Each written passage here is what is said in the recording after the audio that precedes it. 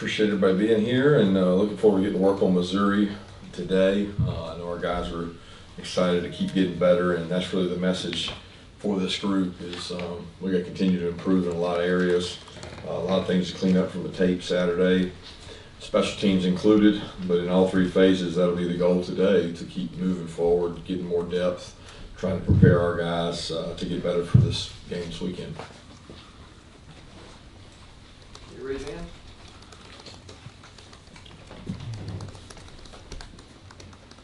Yeah, Kirby, just winning the East Saturday night, if you reflect, it's 4 East titles in 5 years now. Just can you take a moment to, look at where this program is at this point? And I guess, obviously this program's in a good place before you got here. What has it taken to take this program from, I guess, good to great, or however you want to fight with that? A lot of hard work, a lot of great support from our fan base and our administration, and a lot of recruiting. It's the expectation is to win the East, go play for an SEC championship. I think it's the greatest conference in the country in terms of competitive nature, and the recruiting battles are really tough, and really proud of our guys, the work they've done. But obviously that's not our goal, and it's not where we want to be. We're not where we need to be. So we're focused on getting better for Missouri, and how can we get better at these areas we need to improve in, because everybody knows that humility is a week away, and they got a good program. I think Eli's doing a good job, and the biggest thing is how we get better, but I'm certainly proud of what we've been able to do and accomplish. Coach, I saw some pretty impressive analytics on Darion, Kendrick. I can't validate what they are, but just quantifying how well it looks like he's playing. Can you comment on him specifically, what he's done for the defense this year? And do you think at some point we'll get a chance to visit with young Mr. Kendrick? I'm not sure about that, but I don't know what analytics you'd be going by, because what I found is, if you're, I don't know, you're referencing PFF, or what are you referencing? I'm not sure what the source home of it, the ultimate source of it. But it was like no, several PBUs, no touchdowns, percentage of completion. I think those things are a joke, really, personally, because when we go talk to NFL scouts, they laugh at PFF or whatever the source may be to get it. What they do is they use them to pull up, to evaluate guys. But a lot of times PFF is a guy that works as another job during the day, and that's just his secondary job, to chart whether or not DK or N'Kobe Dean or Trevon Walker or Warren McClendon, Jamari Saylor did their job, and their evaluation is probably not as important as ours. With all that said, I'm very pleased with what DK is doing, but I'm not going to base it on what a statistician says. I think statistics are for making decisions on whether you go for it or whether you don't, or whether you do this or do this, but not evaluation of players. I'm going to reserve that to the people within our building that have laid eyes on people for a long time, and DK is doing a really nice job. He's doing a phenomenal job of practice, taking notes, understanding the importance. You got to understand, DK came in with a foundation similar to what a senior would be for us, right? He played in really good defense, played in a scheme-diverse defense under Coach Venables.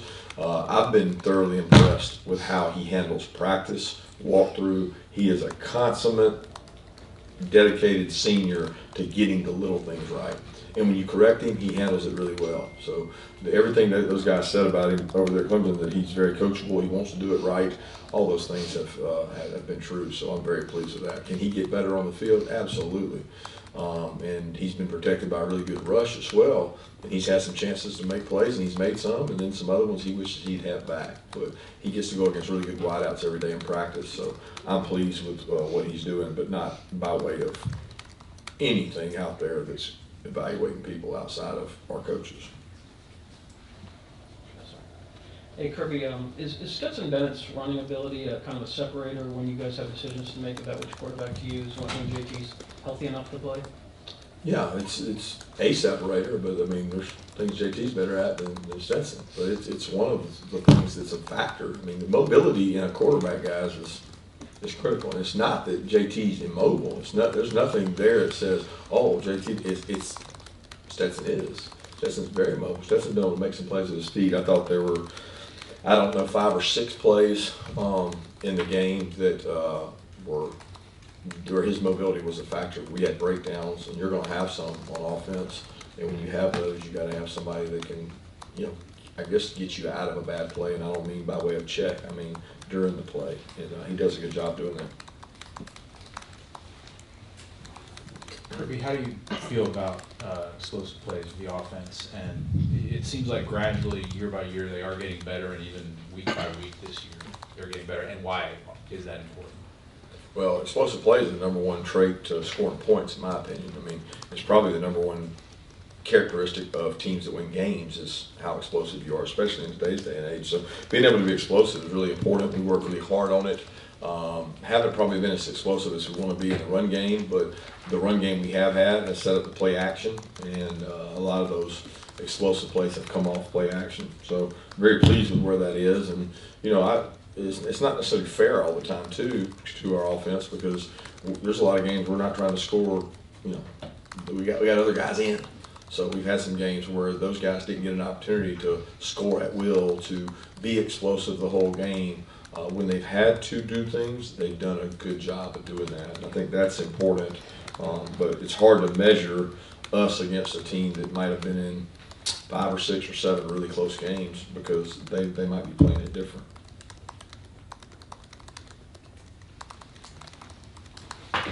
Coach, after the game the other day, we were talking to Nolan Smith on the Zoom, and kind of had an impromptu came on with those defensive stats, and I mean some of the criticism I guess he feels he's taking. Is that the way he feels? That is kind of indicative, I guess, of the way that I guess his teammates feel about stat, and just kind of what does that speak to as far as what they think about him as a young man and everything? I think that's just Nolan's personality. Nolan is a very prideful. His personality is a very strong personality. He's very talkative in practice and in flex and in leadership mode. And I love it. I love his energy. He comes every day to practice, and he conveys the message that you want driven home, whether it's physical toughness, effort. He's trying to make sure that everybody's pulling in that same direction. So I think, you know, I don't know exactly what he said, but I'm sure for him it's in defense of his teammate. But I don't know that it's just because of Stetson. He would feel that way whoever was out there. He believes in whoever's out there, just like the rest of the team does. I understand Adam Anderson had a huge club on his hand. Can you tell us what was up with him at the game last Saturday? Yeah, he's got a UCL, a finger sprain deal that's bothering him, and felt he would be more effective in a club than in a cast. And we'd love for him to have grip, but he didn't feel like he'd have grip. And a lot of times when you have the club, you actually can play without worrying about it. So the concern wasn't there of it hurting or hurting it. It was protected, but it makes it a little less effective in terms of grabbing cloth and wrapping up. You opened talking about the need to improve in a lot of areas as the season has progressed. Have you been happy with the way the players have responded to that message? I would think that it might be a more difficult message to impress upon them as the wins have mounted. No, they've been tremendous. They take the Mondays as give me my medicine. You know, like what do I got to get better at? So, you know, talk to this coach. What can we get better at? Where do we go from here? Because they understand that we're not where we need to be, and that's been a consistent theme around here for 5-6 years. That's not like all of a sudden magical this year that we just try to get better after games. Regardless of the outcome of the game, there's things you have to work on and get better at. And there's millions of things you guys don't see and aren't privy to during the game and on the tape that coaches watch that are mistakes. I mean, we had 5-6 busted coverages, but yet all they hear on TV is how coordinated the coverage is. Well, that's not necessarily true, and you guys don't necessarily know that, and you wouldn't, but our guys do, and that's what Monday's about, making sure we can clean that up. Same thing on the offensive line. If a guy moves and we miss a double team and nobody sees it and they think it's somebody else's fault, we're trying to clean those things up. We want to play cleaner on both sides of the ball, and that's what practice is for.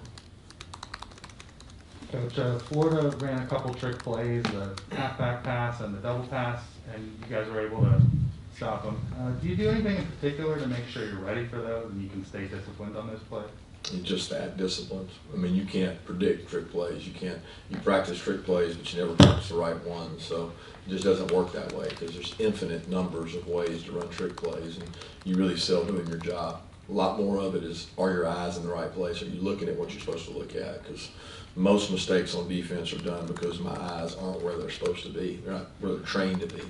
And if you can get everybody to put their eyes in the right place, then you're going to be more successful. And we're not doing that at any kind of high rate because we have guys that have their eyes in the wrong place, and you can only get away with it more when you've got really good people up front. Hey Kirby, Kearis had his best game of the season statistically on Saturday, scores his first touchdown. How big do you think that was from him, especially as he continues to try and get healthier and healthier? Yeah, it's great. It's great to see him make a play one-on-one. Stetson gave him a hell of an opportunity. It was a great play call. It was something that we had worked all week and thought we had a shot at, and just one of those that pays off in terms of capitalizing on it. And he's working really hard. He always works hard. He's a great leader, and very pleased with what Kearis does for this team.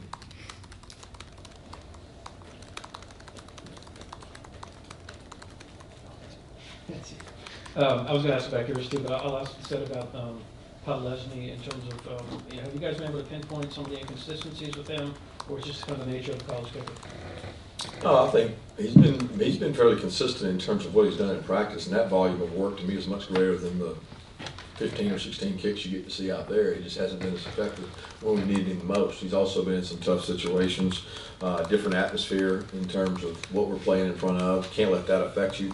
The other day was tough. I mean, that wind was violent. It was affecting both teams. Probably more on me for putting him out there in that situation. But trust him, and I think he's a really good kicker, and not concerned.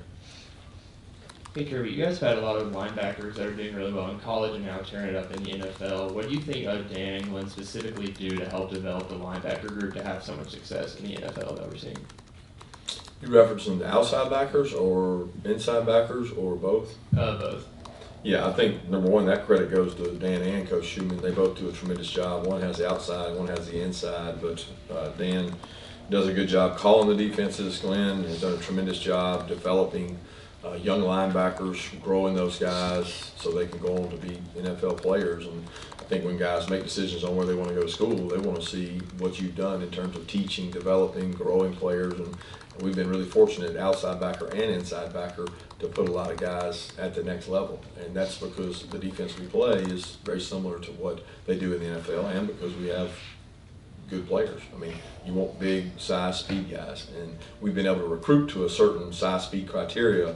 And in the NFL, they're constantly looking for backers that can play all three downs, can run, and there's a limited number of those guys. And we've been able to get some and develop some, and I'm really pleased with those guys. Now we've taken on some injuries at that position that have made it really tough between Tresman and Ryan Davis, so our depth is limited there.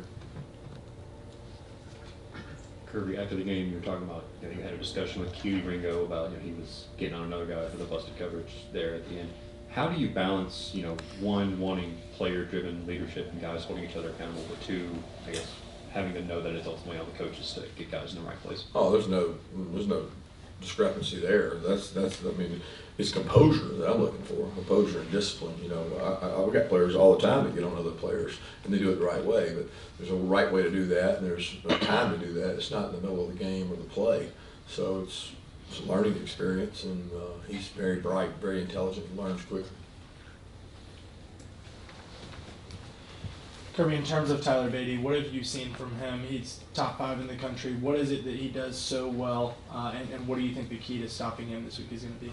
He's got great vision, ultimate toughness. I feel like he's been there forever. He's a really good receiver out of the backfield, but his ability to run the outside zone play is as good as I've ever seen. They are really good at running that play, and he finds holes that sometimes you think aren't even there. You're like, how did he get through there? And he runs with extreme toughness. You see him break tackles and second-level safety tackles. He's got a great stiff arm, and he runs bigger than he is, and he runs in a really good scheme in terms of outside zone.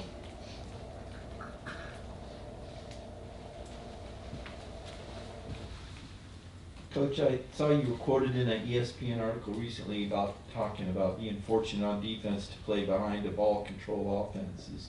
Is that part of the game planning to play more ball control? Is it possible to be too explosive and get your defense back on the field too soon?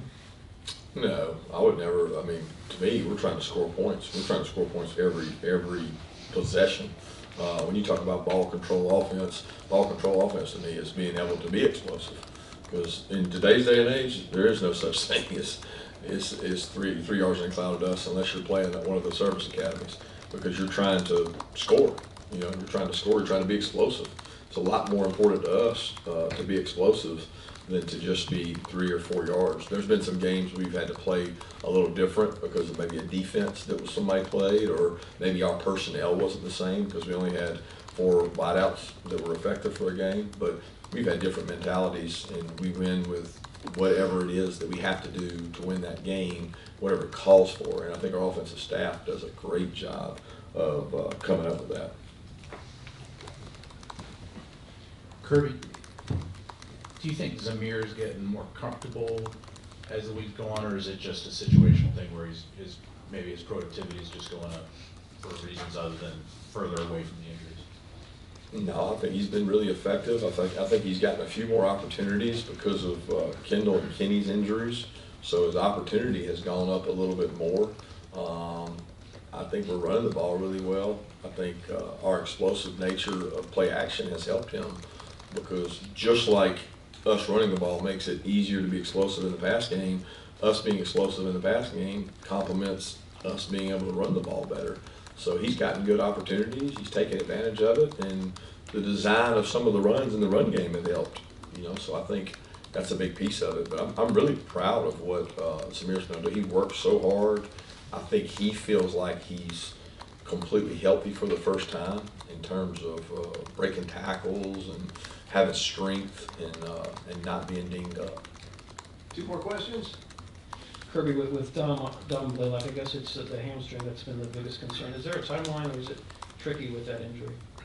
It's tricky with that injury. I mean, it's a hamstring, so they're always tricky. They're frustrating because as a coach, you just, you know, tell me when he's ready. When's he ready? When's he going to be ready, Ron? When's he going to be ready? Well, it doesn't work that way.